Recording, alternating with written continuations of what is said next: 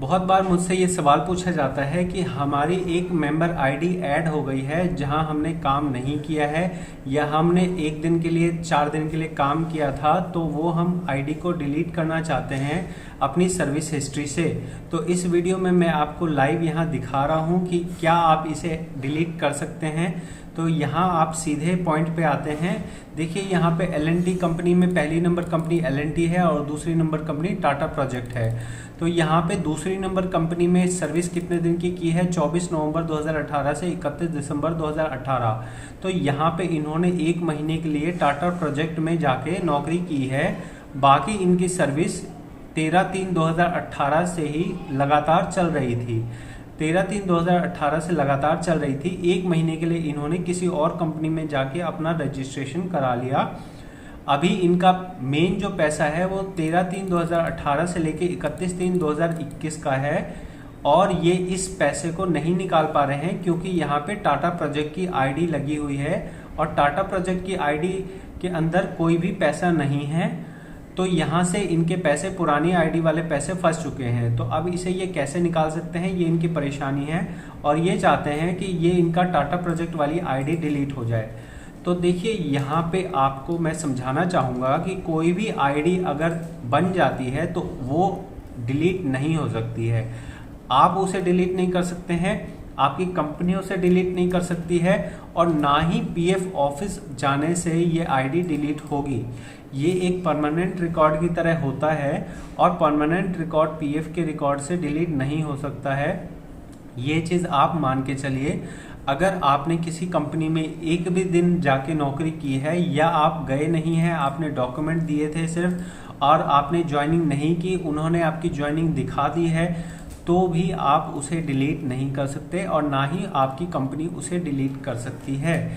यहाँ पे आपके पास अगर मान लीजिए इनके केस में 24 नवंबर 2018 को इन्होंने ज्वाइन किया और ये वहाँ गए नहीं, तो इन्हें क्या करना चाहिए था? 24 नवंबर की ही इन्हें रिज़ाइन डेट डलवा लेनी चाहिए थी। अगर आपका केस हो और इसी तरह का हो तो आप सेकंड नंबर कंपनी, जिस कंपनी में आप नहीं गए हैं, वहाँ पे रिज़ाइन डेट डलवा लीजिए। अगर कंपनी नहीं डालती है तो आप खुद से भी डाल सकते हैं। लेकिन ऐसे में यहाँ पे क्या चीज़ प्रॉब्लम है, यहाँ पे प्रॉब्लम क्या आएगी, इस चीज़ को समझना ज़रूरी है।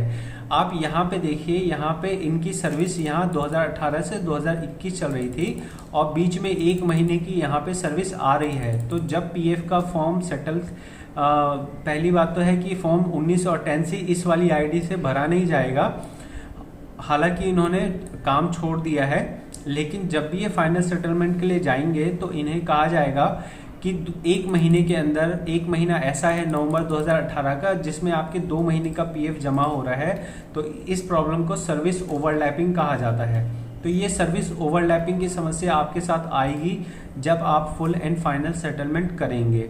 तो ये फुल एंड फाइनल सेटलमेंट करने के टाइम पे जो प्रॉब्लम आएगी, तो ऐसे में आपकी जो भी कंपनी हो उसका ज्वाइनिंग लेटर आप जरूर लेके रखें और रिलीविंग लेटर लेके रखें, क्योंकि ऐसे लेटर आपको पीएफ ऑफिस में जमा करने होंगे, तभी आपका फॉर्म 19 और 10C पास किया जाएगा। इस टाइम जब आप नौकरी छोड़ रहे हैं उसी टाइम आप अपने कंपनी से लेटर लेके रख लें, क्योंकि अगर 2 साल 3 साल बाद आपको ज़रूरत पड़ेगी तो उस टाइम पे आपकी कंपनी आपको लेटर बना के देने वाली नहीं है। तो अगर आपका ये केस है और आप आईडी डिलीट करना चाहते हैं तो आईडी डिलीट नहीं होगी। आप एडवांस निकाल सकते हैं पुरानी आईडी में से। अगर एग्जिट डेट नहीं डली हुई है तो आप फॉर्म नंबर 31 भरिए, पुरानी आईडी सिलेक्ट कीजिए और उसमें आप इलनेस का फॉर्म भर के अपना एडवांस निकाल सकते हैं। और अगर आपको एग्जिट डेट यहाँ डल चुकी है और आप निकालना चाहते हैं तो आप सिर्फ फॉर्म नंबर 31 भर सकते हैं। कोविड रीजन भरना है और कोविड रीजन में आप 3 महीने की सैलरी के बराबर पीएफ निकाल सकते हैं। जितनी भी आपकी सैलरी हो, आपकी सैलरी 15,000 होगी तो आप 45,000 रुपये भर सकते हैं, या देखिए आप ज़्यादा अमाउंट भर सकते हैं, जितना आपको अलाउड होगा उतना आपको मिल जाएगा। अगर आपकी बेसिक सैलरी 50,000 रुपये महीना है तो आप 1.5 लाख रुपये निकाल सकते हैं कोविड के तरीके से।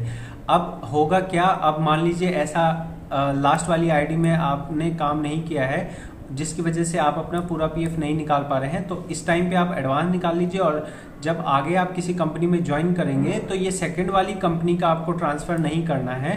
हो सकता है उसमें 100, 200 या 500 रुपये हो या कोई रुपए ना हो, तो आपको क्या करना है, जो आपकी फर्स्ट वाली कंपनी है वही आपको सिर्फ थर्ड वाली कंपनी में ट्रांसफ़र करना है। ट्रांसफ़र आपका हो जाएगा, उसके बाद आपको एडवांस निकालने में तो कोई प्रॉब्लम नहीं आएगी। फाइनल सेटलमेंट में प्रॉब्लम आ सकती है, तो जब आपको प्रॉब्लम आए तो फाइनल सेटलमेंट से पहले आप ज़्यादा से ज़्यादा अपना एडवांस निकालते रहें।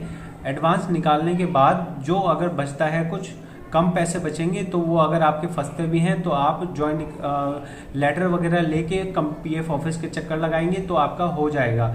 लेकिन कम पैसे फंसेंगे तो कम तकलीफ होगी और ज़्यादा पैसे फंसेंगे तो ज़्यादा तकलीफ होगी। तो ये जो मैं आपको पूरा प्रोसेस मैंने समझाया है, ये एक प्रैक्टिकल नॉलेज है, और इस प्रैक्टिकल नॉलेज को बताने के लिए हालांकि फ़ीस मैं चार्ज करता हूँ अगर कोई पर्सनली मुझसे कांटेक्ट करता है, लेकिन क्योंकि मेरा मकसद है कि ज़्यादा लोगों को सही चीज़ें सिखा सकूं, बता सकूं, इसलिए मैं आपको ये जो पैसे वाली जानकारी है ये मैं आपको YouTube पे डाल रहा हूं।